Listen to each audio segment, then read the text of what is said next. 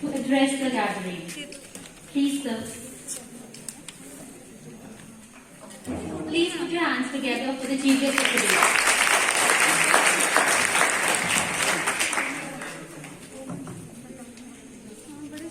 मंच पर बैठे मेरे सभी साथी और लेकिन हम क्या करते हैं, हमारा यही अप्रोच रहती है, पहले ये चेंज होगा तो फिर देखेंगे, फिर वो चेंज होगा तो फिर देखेंगे। लेकिन अगर मैं सड़क पे चल रहा हूं और तो मैं सेफ रहूंगा, और जो सड़क पे वाहन चला रहा है उसको भी एक्सीडेंट का मौका नहीं मिलेगा, या उससे भी अगर कोई गलती होगी तो भी मैं बचूंगा। लेकिन अगर मैं राहगीर हूं और मैं सड़क पे चलते हुए इस उम्मीद पे चलूंगा तो नुकसान जो है, अगर कभी भी गाड़ी टच करेगी तो दोनों का हो सकता है। इसीलिए अलर्ट दोनों को रहना, अलर्ट रहना है और नियमों का पालन खुद करना है। आज जिस हिसाब से नजर आती है कि जो जागरूकता आप में है, to throw some light on the topic Accessible India for Disabled Population. Before I start my topic, I want to share something. I was traveling in a bus and scrolling my phone, and suddenly I took notice a lady who was walking through a cabin saying hello, hello, hello to everybody, but no eye contact made. Then I also noticed a man over here who was scrolling through his phone, and when he take notice of that lady, he gives the raised eyebrow look. I encountered myself in this situation a few months ago on my way to college. I was furious at that man's reaction. What I also noticed was that then I realized the lady was a special need person. Special need, huh? What is it? In my opinion, so many things. But separate? Have you ever tried to link the word separate to social needs? Maybe not. But I did. How did I link it? Let me explain to you all. So here, we are the normal people community. In this community, we go to mainstream school, we go to recreational centers, to swimming pool. The families here are in a normal social circles. But then there is a barrier. And across this barrier is completely different community, in which they are put in a separate environment. In this separate environments, the kids go to separate schools, the separate facilities, separate services, everything with the word separate in front of it. Why the barrier? May I ask, what is the need of this barrier? This barrier is discrimination of us people in this community of them.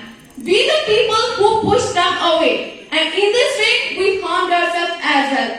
Let me illustrate this to you all. Just take an example of a global warming. Of harmful toxins that are being released into the air, they will detoxify the environment. What will they also do?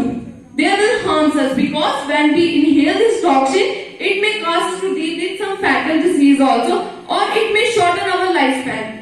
Similarly, when we push these people over there, we will never recognize their talent. Just take an example of Nick Budisi. He is a limbless person, but he is a great speaker. We embrace his talent with two hands despite his disability. Now just suppose a deaf girl. She cannot hear, but dance so well. Might be better than Michael Jackson.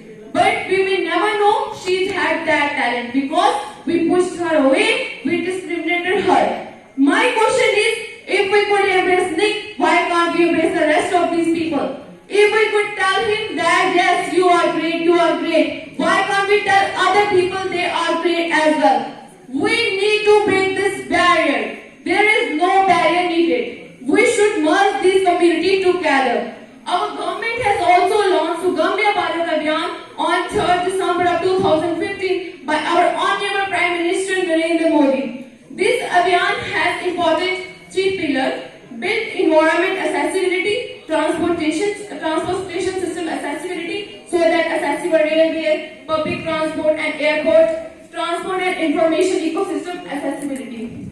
The PM also stated in this speech that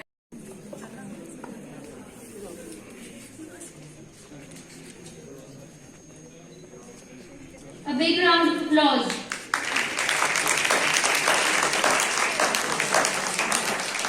Parul Sharma, GGM Science College, Constellation Prize.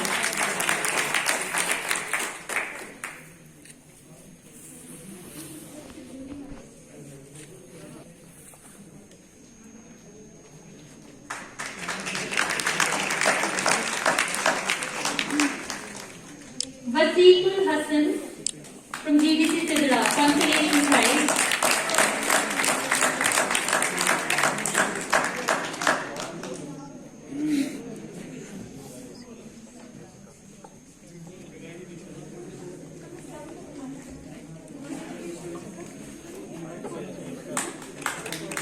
Third prize winner Anshul Bhatt from GCW Gandhinagar.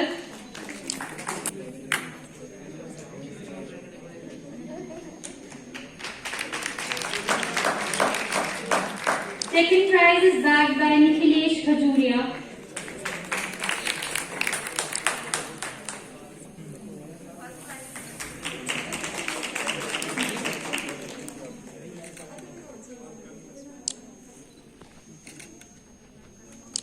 And the first prize.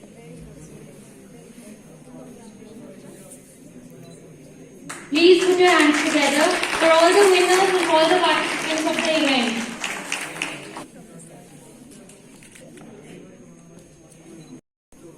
आपको मैं एक छोटी सी एक ही चीज बोलूंगा, ज्यादा ना विस्तार में बोलते हुए, कि सबको बदल सकूं, मैं सबको बदल सकूं, ये मुमकिन ही नहीं, खुद को बदल सकूं, बस इतनी सी दुआ करूं। इसका मीनिंग बिल्कुल साफ है कि कोई भी इंसान पूरी चेंज नहीं ला सकता जब तक कि वो अपने अंदर चेंज ना लाए। अगर हम ये कहेंगे, जिस तरह भी मैंने सब पार्टिसिपेंट से सुना, उन्होंने बड़े अच्छे विचार रखे, किसी ने सड़क की स्थिति को लेकर कहा, किसी ने लोगों की जागरूकता को लेकर उठाया अपना इशू, किसी ने दिव्यांगजनों के बारे में बताया। तो ये बहुत सारे सब्जेक्ट्स जो उन्होंने यहाँ पे टच किए, लेकिन सबसे बड़ी जो बात है वो ये है कि जो नजरिया है, सबसे पहले हमें अपना नजरिया चेंज करना है। अगर हम अपना नजरिया चेंज करेंगे तो चेंज जरूर आएगी, लेकिन हमारा जो सिस्टम है।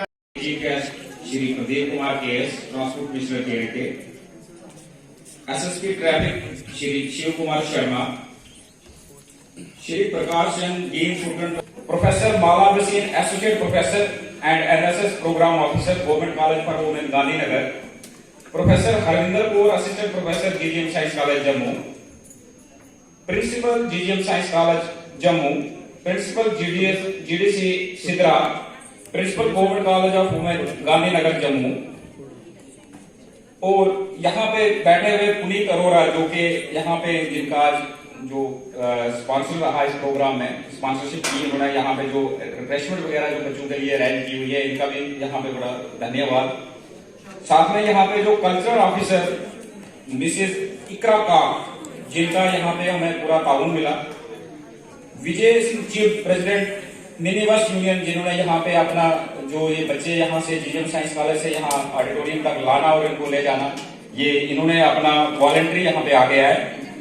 साथ में यहाँ पे Faheem Tak, vice president Take One Television, और जो बाकी मीडिया फ्रेटर्निटी है, मैं आप सब लोगों का मोटर व्हीकल्स डिपार्टमेंट जम्मू की तरफ से आपका धन्यवाद करता हूँ, शुक्रिया करता हूँ कि आप इस एक इम्पॉर्टेंट जो आज का इवेंट था रोड सेफ्टी पे, जिसमें यहाँ पे डिफरेंट कॉलेजेस के बच्चे पार्टिसिपेट किया उन्होंने और बड़ी अच्छी चीजें बताई।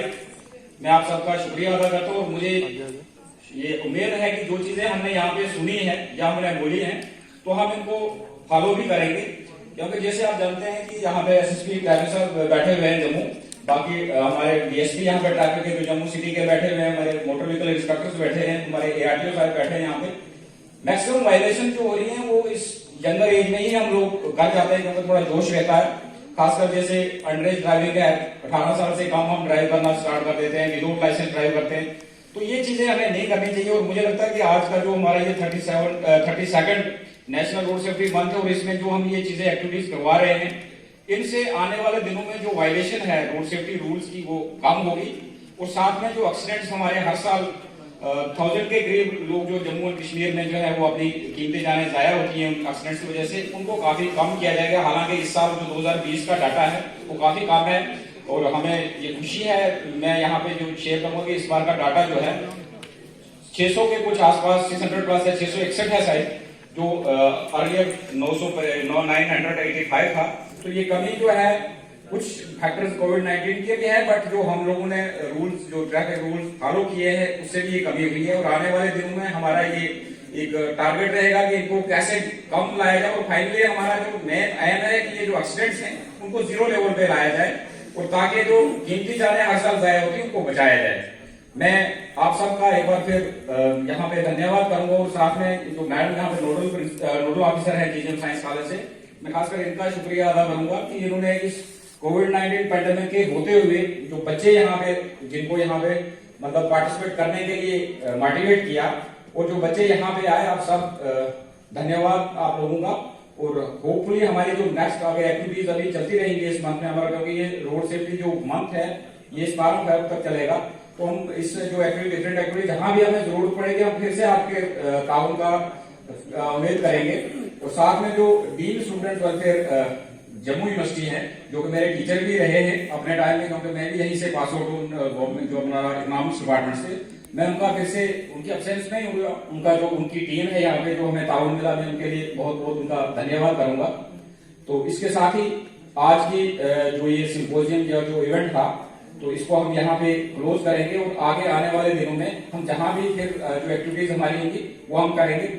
साथ में यहाँ पे अनाउंसर हैं मृदु शर्मा, जो इंग्लिश डिपार्टमेंट से यूनिवर्सिटी जम्मू से, जिन्होंने यहाँ पे बड़ा हमारा जो साथ दिया, जो यहाँ पे इनके बगैर ये प्रोग्राम इतना सक्सेसफुल होना जो था वो मुश्किल था, तो मैं उनका भी धन्यवाद करूंगा। और साथ में जिन लोगों का मैं नाम यहाँ पे हो सका भूल छोड़ गया हूँ, क्योंकि कई लोगों को मैं नहीं जानता हूँ, तो आप सबको मेरी तरफ से thank you once again, thanks all. गया। और खास तौर पर हम हमेशा अपने चैनल के माध्यम से ये कहते हैं कि स्टूडेंट्स के बीच में जागरूकता फैलाना अच्छी बात है। क्या मैसेज रहेगा आपकी तरफ से तमाम लोगों से, क्योंकि नंबर ऑफ केसेस जो एक्शन के वो बढ़ भी रहे हैं, हालांकि ट्रैफिक विभाग अच्छा काम कर रहा है, क्या होगे तमाम लोगों से जो रैश ड्राइविंग अभी भी करते नजर आते हैं? उसमें मेरी सबसे पहले तो मैं यूनिवर्सिटी प्रशासन का धन्यवाद करना चाहूँगा, जिन्होंने हमें आज यहाँ पे ताउन दिया और हमने ये सिंपोजियम यूनिवर्सिटी ऑफ जम्मू में उनके सहयोग से ऑर्गेनाइज किया। जो डिपार्टमेंट का बेसिक आज मकसद ये था कि जो यूथ जो है उनको कंसंट्रेट किया जाए, उन पे कंसंट्रेट किया जाए, क्योंकि जितनी भी डेथ्स हैं उसका एक मेजर चंक जो है और जो एक्सीडेंट्स हैं उसके जो होता है उसमें यूथ की इन्वॉल्वमेंट ज़्यादा होती है।